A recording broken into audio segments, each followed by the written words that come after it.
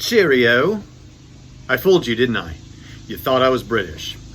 But American here, Braxton Hunter. Welcome to our channel, Trinity Radio. And recently, I was on the hit British radio program Unbelievable with Justin Brierley. This is Unbelievable, the program that brings you conversations that matter every week. And on that show, he mentioned a breakfast, I think a breakfast snack that is popular over there across the pond that is called Weetabix. And it confused everyone. But ultimately, you did have a genuine choice about whether you went for the granola or the Weetabix for breakfast. Do you guys have Weetabix in America? I don't know. I've never heard of that. That must be a British thing. Bad choice of breakfast. You had no choice of Weetabix. And so I thought to myself, I'm kind of a guy who likes to consider himself cultured. And so I'd like to see what Weetabix is like. And I actually got a hold of some Weetabix. And in this video, what I'm going to do is try this out. So this is apparently not very widely distributed in the United States, although you can get it. Made with whole grain wheat, 365 whole grain kernels per biscuit. Biscuit. That's how you know it's British right there. Dead giveaway. All right, and there's several ways that you can eat this. So we're going to try a few. First, we're going to try to eat this with just milk and the biscuit. So I'll throw a few blueberries in there and we'll see how that goes. Enjoy it. There's the Weetabix. Grab a little bit of milk, pour it in. Not sure how much, but you know, it looks pretty serious on the box. I mean, look, they're really being liberal with the use of the milk there. So we're going to do that too. And throw in some blueberries, and I guess they want us to mash it up a little bit. I don't know. Let's give it a shot. Mash it up, mash it up, mash it up. All right, let's go with that. Man, this is really weird. It's like if you bought some kind of a granola. It's like if you bought Fiber One, but you had to break apart the sticks that are in there yourself. Because that's all Fiber One really is sticks, right? And high fiber. It's like you're just eating bark off a tree. And that's pretty well what this looks like so far. But let's give it a shot. All right, here's my Weetabix, and let's give it a shot.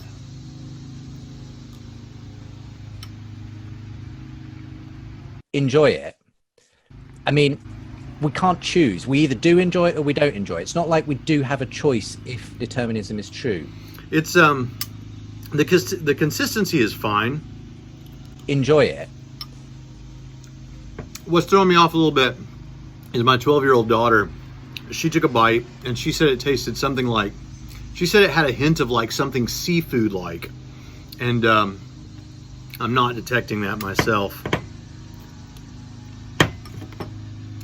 I was told by somebody else that even with milk, you're supposed to kind of heat it up a little bit. The Weetabix. I didn't do that, and I can tell you, this is not bad. I could do this. But this isn't the only way we're going to do it. We're going to try something else. So, test number 1, big success. I am fine with milk and Weetabix. The Weetabix. Especially if you throw some blueberries in there. But let's try it in a more oatmeal style this time. Enjoy it. Here we go. Okay, take 2. Here we go. Got some hot water to pour over. And you can already see, oh man, look at that. It's like those little fuzzy things that you put in water and then they grow like to 10 times their size. This is like the reverse of that.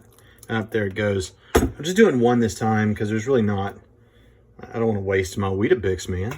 I've got this like the only box of Weetabix within 100 miles of this place. I've been told that you put a little honey in there and honey can help it. So we're going to give that a shot. So let's just go crazy with the honey.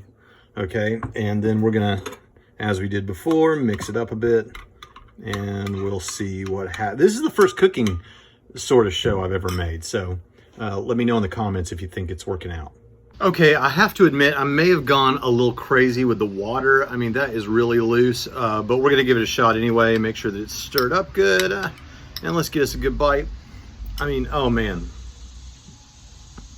The smell is not like what you're probably imagining is just something that smells kind of like grain or wheat or something like that.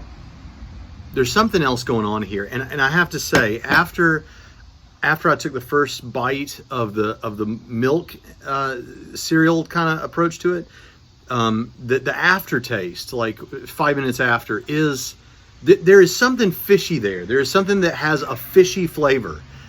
We may be the first people to ever say this, but I'm telling you, there is something. I looked on the back. There's nothing there that I would think would cause a fish taste, but there's some fish involved in this somehow.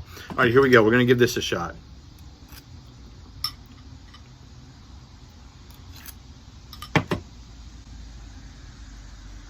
What's your overall take? There's definitely an appeal. I understand the appeal. I get it. It's not that I don't get it.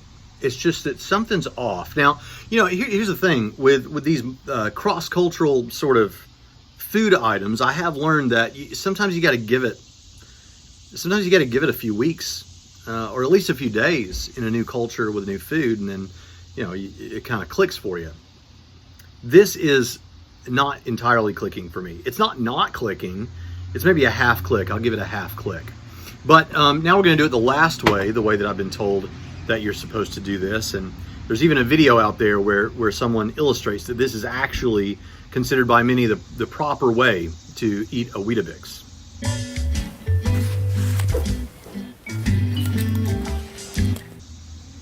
So here we go.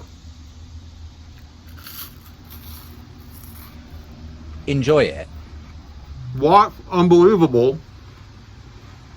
And like, comment, and subscribe. Oh, God. Like, comment, and subscribe. I'll see you next time on Trinity Radio.